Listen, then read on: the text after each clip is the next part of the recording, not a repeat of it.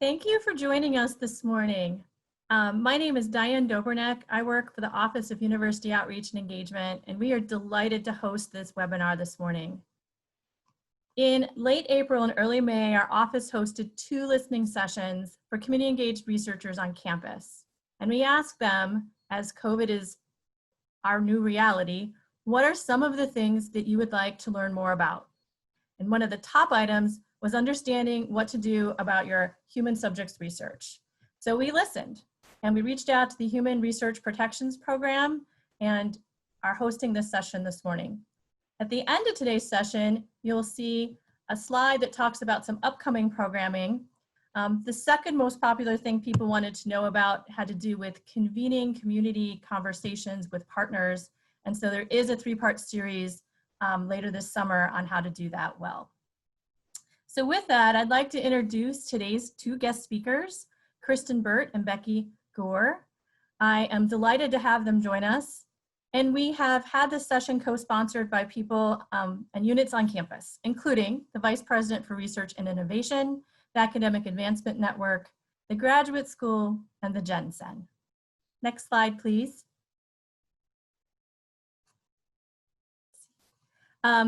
As some of you have already started to do, please continue to introduce yourself in the chat. We have between 200 and 300 people registered today. So that's a pretty big showing. Please either put your questions in the question and answer area or in the chat. We will be taking a look at those questions as the session goes, and we will hold the questions to the end. If we cannot get to some of the questions, we will be able to follow up with you after the session. And with that, I'd like to turn the webinar over to Kristin and Becky. Hi, Diane. Thank you so much. This is Kristin Burt. I am the director of our Human Research Protection Program here at Michigan State University, and we are very happy to join you and all of the attendees today in talking about COVID-19 considerations related to the pandemic. I'm just going to open up the session, and then I'll turn it over to Becky to talk about some of the other considerations. So first, I just wanted to thank University Outreach and Engagement for inviting us to the session. We appreciate the invitation and are happy to be here today, and particularly Dr. Dobrnek in terms of helping us with facilitating the session. Also thanking the Vice President for Research and Innovation, Academic Advancement, Graduate School, and Gen-Sen as well in terms of sponsoring today's session. And thank you to the participants as well. I know everybody is very busy with the preparing for the coming semester and everything else. So thank you for joining us today as well. Just to note, as we start going through the topics, this topic is evolving. So the information that we provide today, is information that can change over time. But we tried to structure it in a way in which the information will still be relevant and providing some broad considerations. So the topics we're going to focus on today are first, just an update in terms of the status of the HRPP operations, talking about involvement of other IRBs and institutions. We know that can be a particular point of interest with collaborative research and community engaged research. And then talking about remote interactions, in-person interactions, and then IRB modifications, focusing on really the IRB considerations related to those. And then also resources and where to find the latest information. So just to provide an update in terms of the status of the HRPP operations, the HRPP office is fully functional and working remotely. The IRB staff are still processing IRB applications, doing that remotely. As well as the HRPP compliance office, we will be expanding into remote site visits in the future. So that's something that we have been transitioning to. Previously the compliance office had gone out in person and met with researchers. With COVID-19, we're going to be looking at how to do some of those activities remotely as well. The MSU IRBs continue to perform reviews. So we're still reviewing IRB applications, making exempt determinations, performing all of those IRB review activities.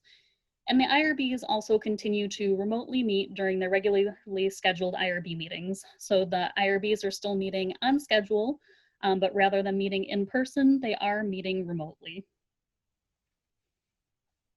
For the IRB review study submissions, the IRBs will triage the review of submissions based on applicability to current COVID-19 circumstances, applicable resources, and risk benefit to potential participants. So for example, if there are studies that are focusing on COVID that are particularly time sensitive, those are things that we are trying to prioritize in the review as well. So that's something when you have an application that may have that type of consideration, that's something that if it's not apparent within the application, including that within your IRB submission helps us to prioritize those. The IRB also continues to review studies that involve in-person participant interactions, even if the study or interaction cannot be initiated until after the restrictions are lifted. So even if you have a project that involves an in-person interaction, those are not being placed on hold in terms of the IRB review. The IRB review is still continuing. And the reason for that is that we didn't want to delay this review as it would create a significant backlog of IRB submissions that could delay that study startup once the restrictions are lifted. So we're still continuing to review those types of applications as well. Of note, the IRB review of continuing review submissions, those are still undergoing review. Just to note that if you have difficulty completing the continuing review submission because you're unable to access participant information in your office or lab, for example, please provide a detailed explanation within that continuing review submission. So we've had a couple of those scenarios come up with that question, and when you're submitting the continuing review, just fully explain that within your IRB application.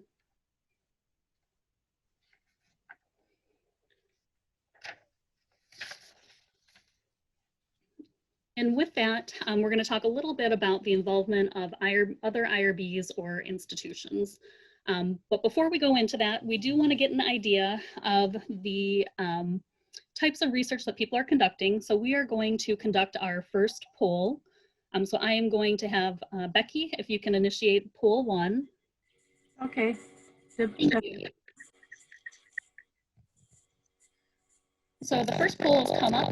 What best describes your interest in research? Biomedical, social behavioral, both biomedical and social behavioral, or other?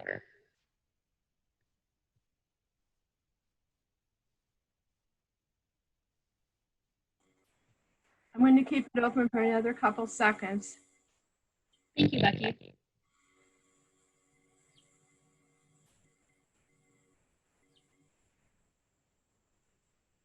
Okay, I'm going to stop now.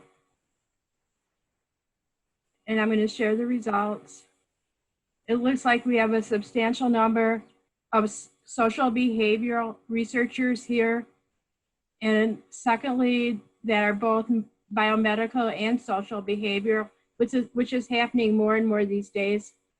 And about 10% that are only biomedical.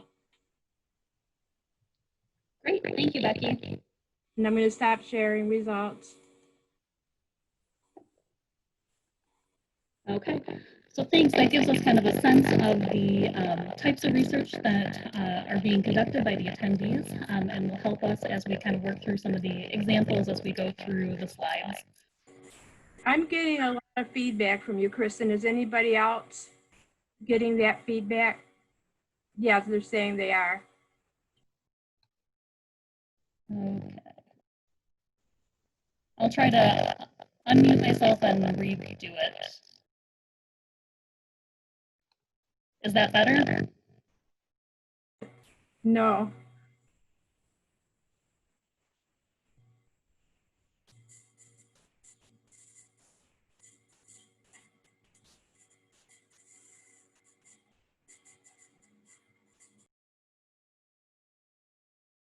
Is that okay?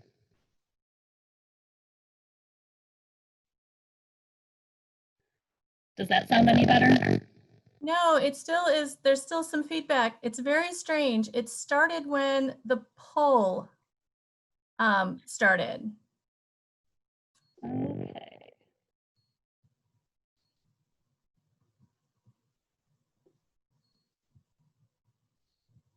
Becky, are you closed out of the poll too? Yes, I am. The poll, I don't think anybody can see the poll anymore. I can't.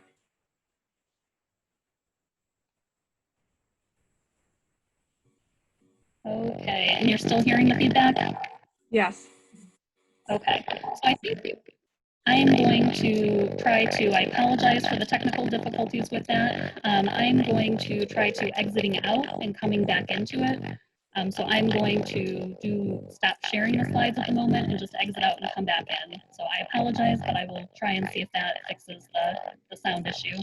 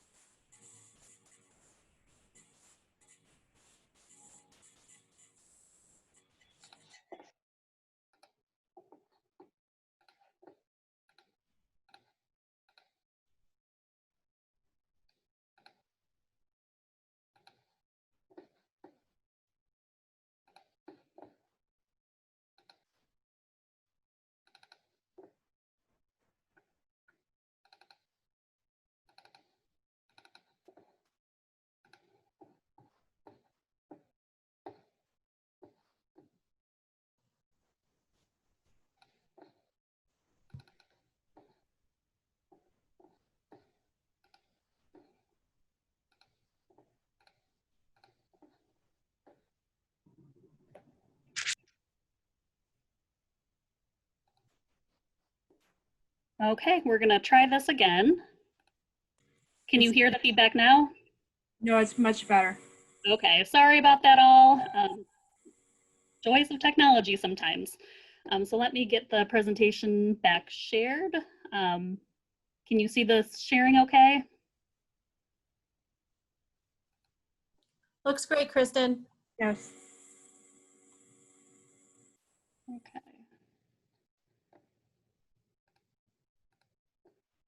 Okay, sorry about that. So we'll jump back in. So the involvement of other IRBs or institutions. So this is something that the restrictions and the processes to reopen research can vary pretty widely by institution. So if you're doing a collaborative type of project where you're working with multiple IRBs or other sites or other collaborators, this is an area where you're going to want to be sure to work with each of those sites, IRBs, collaborators, to determine the status of the human research and what requirements need to be followed. So there are a couple different components to think about related to this. First are the COVID-19 safety precautions that may be required by the institution. These precautions may be required by the institution, so it may be an institutional requirement, or in some locations, it may be IRB requirements. So it really varies pretty widely in terms of how institutions are implementing that. Some are being done at an institutional level, and some are being done at IRB level. So that's something that if you're working with other IRBs or sites, you'll want to collaborate with them directly to see how that applies. In addition, you'll also want to see IRB considerations. So in addition to those COVID types of safety protocols, whether there's any specific IRB requirements related to that. And again, that can also be specific to the particular institution or site. So that can be looking at the locality, different public health orders, how institutions are requiring different things, looking at the facility or the institution, and then also looking at more broadly as we go through the slides, looking at whether or not you are using an external IRB as the IRB of record. So whether for your project you have relied upon an external IRB for the IRB review, or whether your project is exempt. So for example, as we go through some of the slides, we're going to highlight some of those differences, but it's just something to keep in mind as we're talking about the involvement of other institutions. So for example, with exemptions, MSU has certain requirements for exemptions, but if you're doing a project that involves several other sites and you've gone through those institutions for an exempt determination, their requirements for that exempt determination may be a little bit different. So that's why it's really important to reach out and collaborate with those sites to see what those sites will require. And with that, I'm going to turn it over to Becky Gore, and I will let her introduce herself as she starts up her slides. Hi, everybody. I'm Becky Gore, and I've been on campus since 1973. I was an undergrad at James Madison, a graduate student in entomology, and I've worked as an employee for almost 35 years. What I'm going to talk about are the types of research and the considerations for research done remotely. Now I have a poll to go along with this. Do you think it's okay to try it, Kristin? I'm thinking maybe not with the issue that we have with the feedback with the last poll. Okay. Okay, so we'll skip that part. Yep, thanks, Becky. All right. There are two types of really interactions that you can have remotely. One is when you don't interact with the people at all. And examples of that are like analyzing already existing data or providing a link for an online survey or a mail-in survey. The other alternative is to interact, but interact remotely through like interviews or online focus groups or telephone surveys. In both cases, there's consideration with consent and there's consideration with privacy of the person that you might not always think about. Next slide, Kristin. One of the biggest problems people have with all the remote research is how to get a person to sign a consent form. Typically, we do that in person, but we want you to remember a couple different things. One, for exempt studies that you don't typically need a participant's signature, what you only are required in the consent form. One is to let the people know that it's research. Two, that what the purpose of the research is. Three, that it's voluntary and they have a right not to answer or to skip any question they would like to, or stop at any time. And fourth is contact information for the researcher, which is in case somebody thinks of something later or they want to get a hold of you for something. But there's one exception to this, and that's if you're going into student records, because a signature may be required if the study involves student records under FERPA. It's not under IRB issues, but it's under FERPA. One of the things that we encourage people to do if they're not collecting a signature is to, like, if you're doing an online survey, to say at the very end, your consent to participate in this research is demonstrated by either submitting the survey or mailing in the survey, depending on if it's online or mailed in. And with interviews, you can end your consent by saying your consent to participate in this interview is demonstrated by your continued participation in this interview. If it's recorded, you can ask them to give their consent. All right, thank you, Kristin. Next.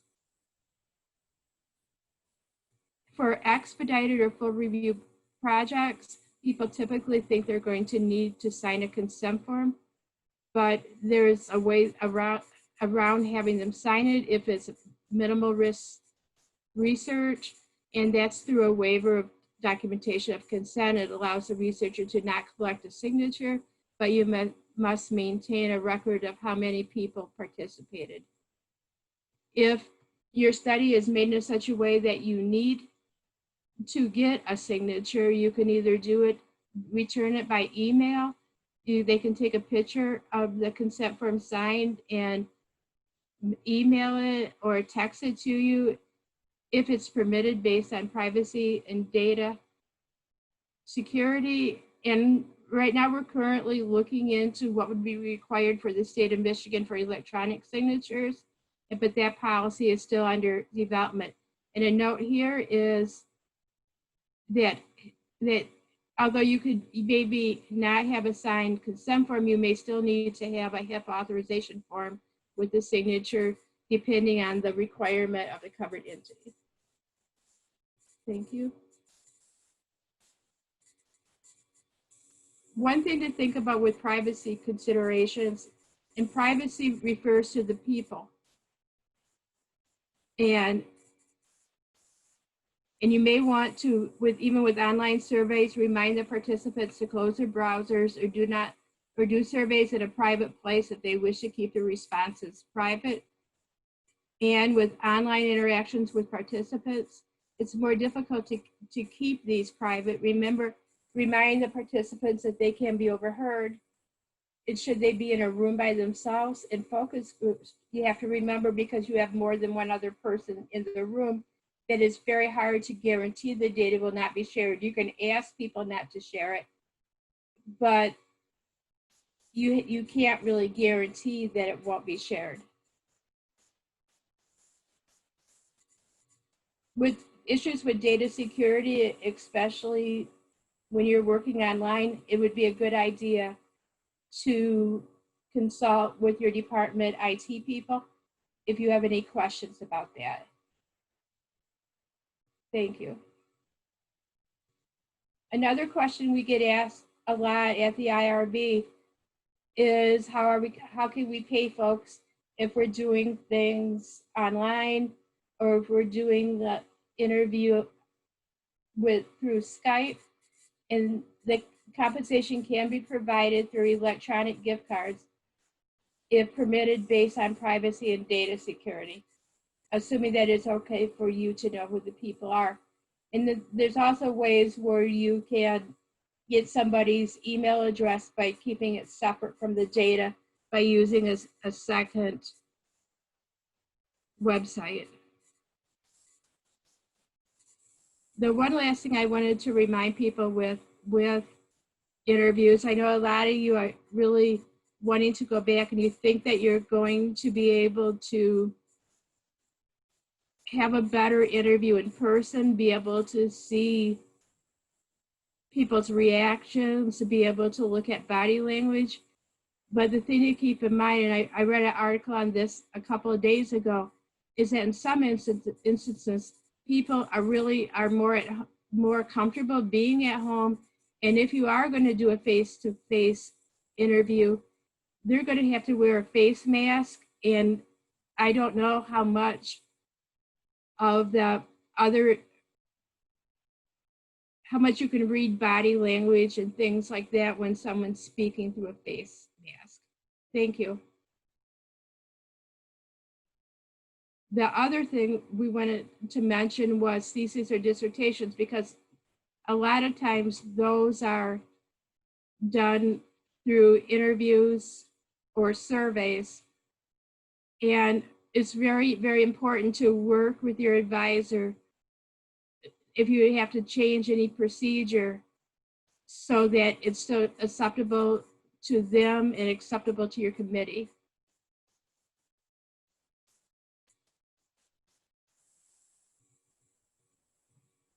Thank you.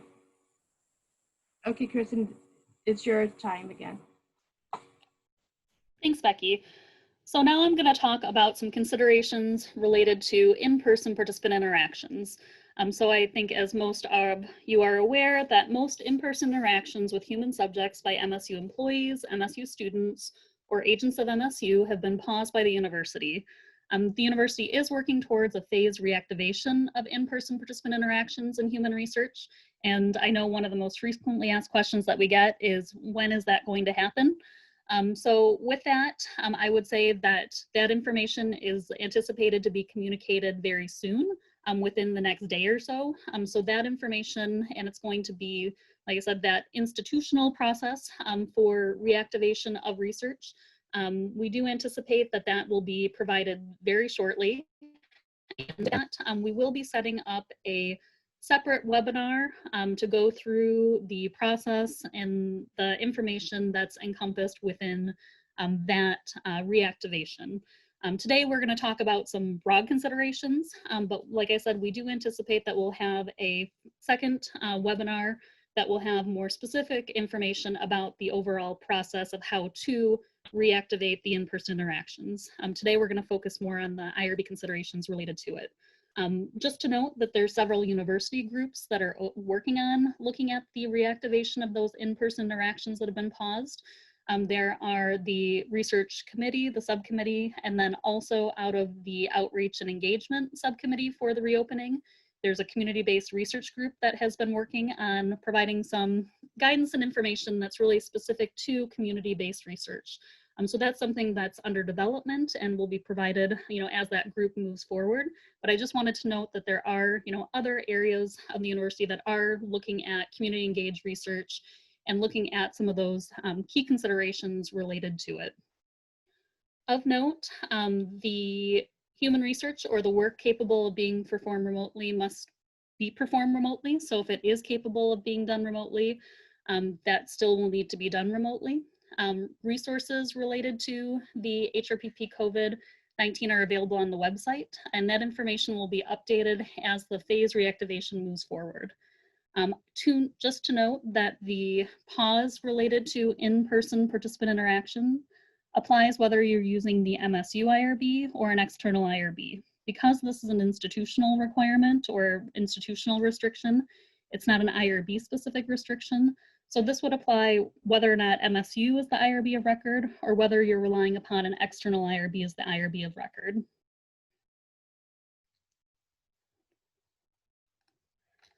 So just to note, for the in-person interactions with participants in Michigan, so all human research activities that are conducted by MSU employees, students, or agents that take place in Michigan that can't be done remotely with no interpersonal interaction with participants must stop unless the study is a clinical trial activity, which if discontinued would negatively impact the patient's care, or related to COVID-19, particularly if they have a timeline for deployment that could address the crisis. So this is the same restriction that's been in place. And at this time, new enrollment in clinical trials is not permitted without additional institutional approval. And there is an exception process. So if there is a request, please send that to the hrpp@ora.msu.edu email, and we'll help to coordinate that process. So the other restriction that's currently placed is for research outside of Michigan. So regardless of location, all in-person interactions in MSU human research conducted by MSU employees, students, or agents, whether domestic or international, must pause unless there's the potential for direct therapeutic benefit to the participant, a drug or device, and local requirements are followed. And the same information is true in terms of exceptions. If there's any type of concern related to subject safety, et cetera, please send a request to the hrpp@ora.msu.edu. So the other information we wanted to talk about is external collaborators. So if the interaction is being performed by an external collaborator who's acting under the oversight of the external organization, that organization's requirements would be followed, including the COVID-19 safety precautions, and that external organization would make their own decision about conducting the research, following the organization's process to restart the in-person research. So for example, if you have a collaborator who works at institution X who's going to perform the interactions with human participants, they would follow that institution X's requirements. So we know that with many activities with human research, it's very collaborative in nature. You have different collaborators performing different tasks. So you may have someone at MSU doing the data analysis.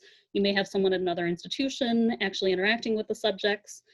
So if that interaction is occurring by the individual at that other institution, they would then follow that institution's process for reopening research. Because that institution, it's going to have its own requirements for how you'll go about restarting if they, in terms of how they pause their activities with the research. To note with that, MSU researchers should communicate and work with their collaborators to ensure those COVID-19 risks have been addressed through COVID-19 mitigation strategies that are appropriate to the research and the location. So you're going to, some of those collaborators may be in locations other than Michigan, so it's really important, they're going to be aware of that local context. The expectation is that the collaborating institutions have COVID-19 safety protocols in place that are appropriate to that location and procedures. And if there are any concerns about the collaborators' procedures, the principal investigators should address these with the collaborators and then consult with their department and college as needed. So we also use the term agents of MSU. This is a term that we often use when we're talking about engaging institutions in human research. And essentially, agents of MSU are individuals who are not performing the research under the oversight of another organization. They're performing the research on behalf of MSU. So oftentimes in research, you'll sometimes see these individuals referred to as individual investigators. Oftentimes with the non-exempt studies, we would have them sign that individual investigator agreement to bring them under the oversight of MSU. Some examples are if the individual is not acting as an employee of any organization with respect to their involvement in the MSU research. Maybe you've reached out and you're going to be collaborating with a particular, individual out in the community. They're not acting on behalf of their particular organization. They're doing it, for, themselves. They're going to be acting under kind of an agent of MSU and conducting the research. Or the individual is an employee of an organization that does not routinely conduct human research and has been engaged under MSU's oversight for the study. And in these scenarios, a lot of times these are very fact specific. So if you have any specific questions in terms of where a person would fall in terms of their engagement, please contact the IRB office and we can help you work through those scenarios. So moving to restart in-person interactions, we wanted to talk through some of the broader considerations in terms of considerations related to how to accomplish the COVID-19 safety precautions within your study. And again, this is going to be very specific to your particular study in terms of how it's designed, what type of interactions you have, what type of interactions can be modified. But we just wanted to go through some of the different points of consideration. One of which is the resources available. So in terms of restarting in-person interactions, you want to think about, the people in terms of the individuals who you may be working with, the research staff, whether they're going to be, coming back to perform those in-person interactions. The individuals, the personal protective equipment, do you have the resources available? So for example, face masks. In terms of providing an option for subjects who would need to wear having those available if the subject did not have a face mask, as well as if your research project perhaps involved other types of personal protective equipment. So maybe you needed something like face shields, safety goggles, things of that nature, maybe plexiglass or physical barriers, depending upon the study design and the social distancing, whether you have those resources available and continue to have those resources available throughout the study. Whether you have the disinfectant, so if you have in-person interactions, whether you have the type of disinfectant to be able to disinfect the particular area between seeing subjects, before and after. Hand sanitizer, having that available if there's not hand washing available so that people can, both the researchers and the subjects can have good hand hygiene before and after the research project. So just considering the types of resources that you would need in order to restart your research. And as we move forward through a phased reopening, there may be some types of research projects that involve a lot of interactions where there's maybe being done out in the community or out with other places where maybe it's more difficult. You may not have the control for being able to disinfect at those sites. And just thinking through, and again, this is where I think the working group related to the community engaged research will help to provide some information and some thoughts about this, is just kind of thinking through how you would structure that, how you would work with those individuals, what information you could structure for your project, and just what types of resources would be available. The other types of considerations is training of research staff and safety precautions. So MSU has several COVID-19 training modules that are available through the Environmental Health and Safety website. I think there are 3 right now, and so you would want to have your research staff, take the module that's appropriate to the type of research that's being conducted. So they have, research module, COVID modules that focus on healthcare or the lab or general. So, taking that training. But in addition to that type of training, it's also training research staff in things like disinfection, different related to how you're going to be conducting the research, the COVID safety types of precautions. And some of those areas people may not be as familiar with. So maybe thinking through how you're going to train your research staff and providing that information. Communication with the collaborators and research sites. So we've already talked a little bit about that. Just it's really important to be reaching out to the different collaborators that you're going to be working with. and seeing, while you may be ready to restart the in-person interaction, seeing and making sure that that site will be, also ready and able to restart that interaction as well. Looking at, how whether they're able to move forward and what those requirements would be. How a health screening of participants will be accomplished.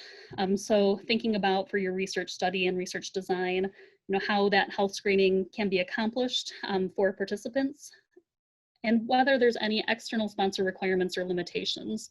So if this is an externally sponsored study, the sponsor may have paused interactions with humans as well, and just making sure if there's any requirements from the external sponsor, that those are followed as well.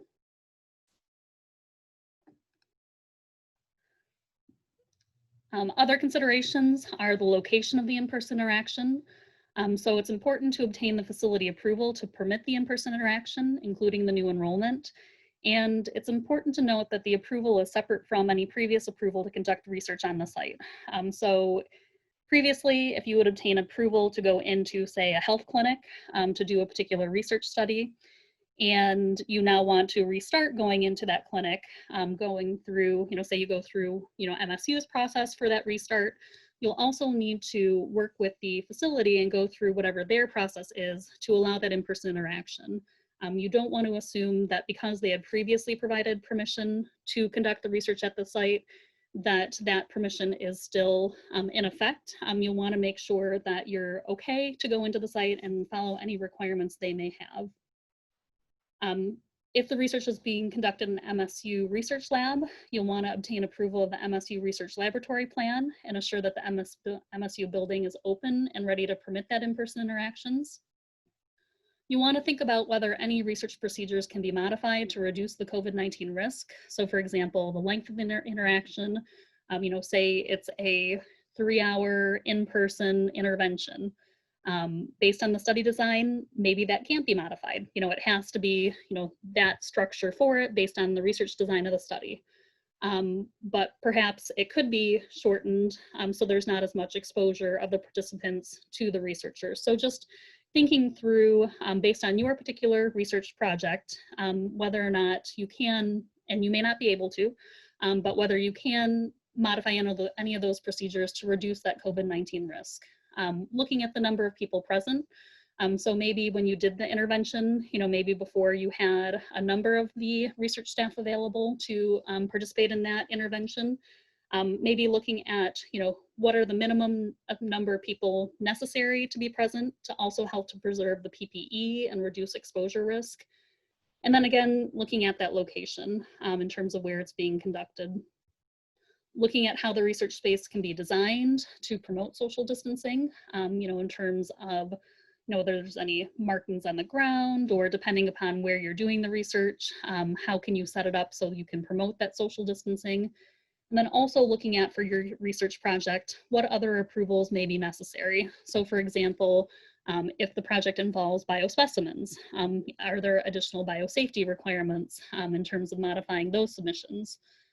Travel, if you're going to be doing any travel as part of the research, there's requirements for approval related to travel. And then whether there's any particular requirements based on the particular location, any particular public health orders, things of that nature. And then considering all of this, and there's, I'm sure, more considerations. And again, as we move forward with the institutional process for reopening research, this information will be more detailed and provided as part of that process to reactivate the in-person interactions, but just giving you some key points to think about to see whether or not any of those considerations require any changes and submission to the IRB office. So as you're going through and thinking about the COVID-19 safety precautions, you'll also then want to think about whether any of those changes then also have to be submitted to the IRB for review and approval. And really based on that, there's several different factors to think about related to whether it needs to come to the IRB for review and approval. The first is whether or not the project is exempt or if it's not exempt. So depending upon whether it's exempt or not exempt, there's different requirements for when you have to come back to the IRB for review. And again, MSU has specific requirements, which we're talking about, but there can be other requirements if you have an exemption at another institution, or maybe they require all changes to come back. So it's really important to be aware of the institutions that you're working with and what those requirements are. And then the other component that we talked a little bit about before is whether MSU is the IRB of record, or is an external IRB the IRB of record for those non-exempt studies. So MSU has specific requirements in terms of what needs to come back to the IRB for review, but the external IRB, their interpretation or requirements may be different. So it's important to think through those things. And it can get a little complicated too, and we recognize that when MSU is the IRB of record for other sites. So depending upon what those other sites are wanting to be submitted to the MSU IRB as well. So we recognize there can be some, discussions that we may need to work through as these scenarios come up as we move forward towards the in-person restart of those types of interactions.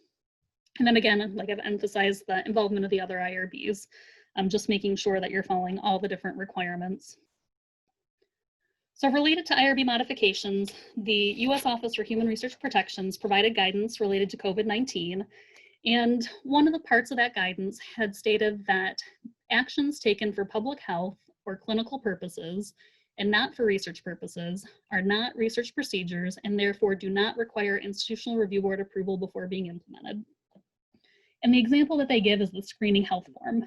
So if the institution requires the screening health form for participants before they come on site, that is not an IRB specific requirement, that's an institutional requirement. It's being required for public health purposes, and that does not need to be reviewed by the IRB. So we have developed a flow chart that provides some guidance on whether IRB modifications are required and for the MSU HRPP. And we'll be posting that following the session. But I do have on the next slide just a preview of what that looks like to help you walk through the process. And again, with the slides, it is going to be kind of small, but this is just to kind of give you an overview what's going to be available on our website to help work through the process.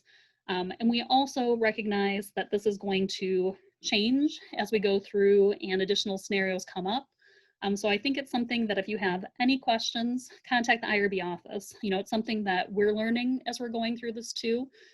This is pretty uncharted territory related to the COVID-19 and some of these types of questions that are coming up. So we really want to work with the researchers, work with you as the questions come up to figure out how to best move forward.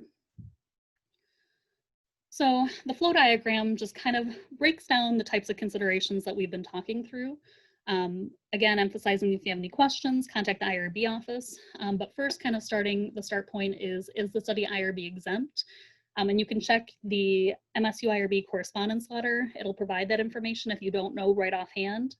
If it is exempt, we're going to look at whether that change affects the exempt category. So when an exempt determination is made, the research is put into a particular category of exemption, or it no longer qualifies for exemption. So are you making a change in which it no longer qualifies for the category that it previously had qualified for? Maybe something before it would have been not identifiable, but it placed people at risk. Maybe it qualified for exemption. Now, based on the remote structure, the people are now identifiable. It could place them at risk. It may require that expedited review.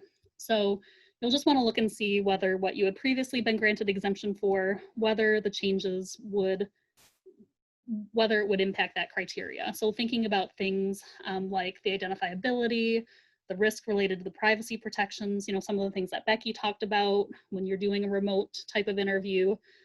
There's sometimes not a lot of privacy if you're doing it through, a Zoom type of chat where people could be in the background. So just thinking through whether those changes would impact that exempt determination. And then if it does, an MSU IRB submission is needed. If it doesn't, it would not need to be submitted to the MSU IRB. But again, to note, if the study does involve another institution's IRB, you want to contact that IRB to determine whether those changes need to be submitted. If the IRB study is not exempt, the next question is whether the MSU is the IRB of record. If it's not, you're going to want to contact the external IRB for the requirements for submitting modifications. You're going to need to follow their requirements for modifications. If MSU is the IRB of record, then you're looking at that kind of key question that OHRP had posted: is the action or change being taken for public health or clinical purposes and not for research purposes? If it is being taken for those types of purposes, the IRB modification is not required. And then it says on here, see page 2 for example. So within the flow chart, there's a couple of pages of examples related to this. And I have a couple of examples as we go through the slides. And then kind of similarly, if it is not being taken for public health purposes, it's for research purposes, then an IRB modification is required. So within the next couple of slides, we just provide some examples of changes related to COVID-19 that do not require MSU IRB review and approval. And again, like I said, this is a new area. We're going to be working through this. We'll be updating this as we learn more. And if you have any project-specific questions, contact us. But things like infection control procedures or research team SOPs related to COVID safety precautions. So for example, using a health screening, wearing a face mask and other PPE, using plexiglass, social distancing, disinfection, providing hand sanitizer, those types of processes would not require IRB review and approval, if they're taken for that action of the public health, which, wearing a face mask, social distancing, those would be things that would be related to that public health protections. The institutional requirement to not permit individuals with potential COVID-19 symptoms or those who don't want to wear a face mask to participate to protect the participant and the researcher. So excluding those individuals from participation unless there's special approval, that wouldn't be something that would require IRB approval related to inclusion-exclusion criteria. You typically would not need to modify the informed consent to add those institutionally required COVID-19 requirements, like the use of face masks, using plexiglass, things of that nature. These are public health mitigation strategies, not specific to the research project. You're looking at public health to protect the participants and the researchers from COVID-19. So those types of things would typically not need to go in the informed consent document.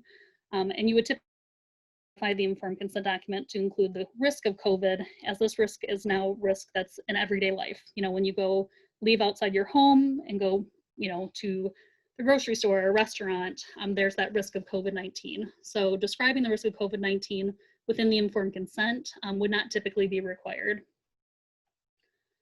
So some examples of changes that do require MSU IRB review and approval. So for example, and again, these are, if you made it through that flow diagram, MSU is the IRB of record, it's not exempt. Moving an in-person participant visit to a remote format. So if it's a non-exempt study and you're going to be changing and adding that remote procedure, that's something that would require IRB review. If you want to use or analyze data from a screening form for research, if you're actually using it as part of the research, that would require IRB review. Or if you want to perform a COVID-19 diagnostic test on research participants as part of the research, that would require IRB review. Changing the research location, changing a research procedure, changing who will perform the research activity, engaging new external collaborators, things of that nature would require IRB review. So with modifying your informed consent, and this is an area that we're really going to have to work through with researchers where this may be impacted. If the procedure changes or if the research increases the COVID-19 risk above what a participant would experience in everyday life. So for example, if you had a study in which they can't wear a mask, they can't socially distance, there's maybe a high risk of COVID-19, type of transmission, that would be something that we would want to work with the research team in terms of how that would be incorporated within the informed consent. And then modifying your informed consent process. So for example, if you had laid out within your IRB application a certain way in which informed consent would be obtained and it's going to be modified, you'll want to include that. And then consider whether the inclusion-exclusion criteria may need to be modified. And you want to check your IRB approved study to see whether you need to make changes. So just make sure looking at the HRP 503 and the CLIC submission, checking to see whether or not any of the changes you may need to make based on the COVID-19 safety precautions need to be incorporated back into the IRB submission. And like I said, although there's that kind of question regarding the public health, there's not a bright line that helps to divide this. So some of this will be some communication back and forth with the IRB. And just to note, if there are changes that are necessary to eliminate an apparent immediate hazard for non-exempt research, that can be made. So if there's something that there's an immediate hazard, a change needs to be made, that can be made. It just needs to be reported to the IRB immediately thereafter, and you would just report that through CLIC. And then for research relying on an external IRB, you're going to want to check with that external IRB for their requirements. So with that, that is our overview of COVID-19 considerations. I do want to note before we open it up for a few questions is that we are going to, if you've logged into the system, we've sent an email, you may have seen that the CLIC is going to be upgraded, the software, to the new version. So from Wednesday, July 29th at 5 p.m., so tomorrow night, through Sunday, August 2nd, the research compliance system will experience that software upgrade and will be unavailable to researchers and HRPP staff during this time. So for a period of time from that Wednesday through Sunday, it will be unavailable for everyone. So not just to researchers, but to us as well. And unfortunately with the timing, that's just, kind of how it fell. This was originally scheduled to be upgraded in May or June, and with COVID-19, those plans have just shifted as a lot of plans have with COVID-19. So this will be implementing tomorrow night at 5 p.m. This will affect all researchers with IRB submissions, but it also affects researchers who have IACUC, biosafety, radiation, stem cell. Any submissions within the CLIC system is going to be impacted by this. So please be aware of the outage and plan accordingly for your research submissions. If you need information out of the system, please obtain it out of the system prior to Wednesday at 5 p.m. Because unfortunately, for a couple of days, we're not going to be able to help you either with obtaining that information. And if you do have any questions, feel free to contact the IRB office or the CLIC help desk with any questions, and the contact information is provided on the slide. So the last slide is just a few resources and web pages. So the main HRPP COVID-19 webpage has a jumping off point for FAQs, different information. Environmental health and safety webpage has information specific to COVID-19 as well. And then just to note, because this was more social behavioral, for FDA regulated studies, there is specific FDA guidance on the conduct of clinical trials of medical products during COVID-19. And they've been updating this guidance fairly frequently. So they've been adding questions related to it. So that guidance document is available as well. And with that, I'm going to turn it back over to Diane for questions. Thanks, Kristin, and thanks, Becky. I really appreciate it. We have had lots of questions coming in through the chat. We've also had questions coming in through questions and answers. And I've tried to kind of collapse them. We have a question about international research. A couple questions have come in that way. I wondered if you could speak to IRB approved protocols here, but are happening in other countries, and any advice you have on what needs to happen to bring those protocols up to approval for being done in other countries. Sure. So the first question is going to be, who's doing the in-person interactions with the human participants? Is that going to be any MSU faculty, staff, employees, students, or agents of MSU, or is it going to be the collaborators? So if it's going to be the MSU individuals, those interactions are still paused until the reopening permits those interactions to continue. If the interactions are being done by collaborators, so if there's collaborators acting under the oversight of their institutions at that particular international location, those collaborators would need to follow the requirements of that collaborating institution related to COVID-19 safety precautions. So the MSU researchers would still want to work with those collaborators to see what those processes are, to make sure there's still, protections in place and going through the requirements of that collaborating institution, and then see, based on what that collaborating institution requires, has that resulted in any changes that would require MSU IRB review? So for example, has any going through that flow chart for IRB modifications? If there haven't been any IRB modifications that are required as part of that, once that collaborating institution has said that it's okay to move forward at that international site, those human interactions could begin at that international location. If that collaborating institution had made some changes, maybe perhaps to the research design, who's doing what, that the MSU IRB you would need to submit a modification to the IRB office to incorporate those changes as part of the protocol. So there's a lot of, interacting back and forth to make sure, all of those requirements are met. And then also with that international location, those collaborators, would just have to follow those jurisdictional requirements related to the reactivation of those in-person activities for that local site. Great, thank you. Our next question has to do with new considerations for school-based research. What advice do you have? That's a great question. And that's one where we are planning to reach out to the College of Education to have a dialogue in terms of that school-based research, because it's going to be, tricky in terms of, some schools are reopening, some schools are not. There's still a lot of, the online versus hybrid.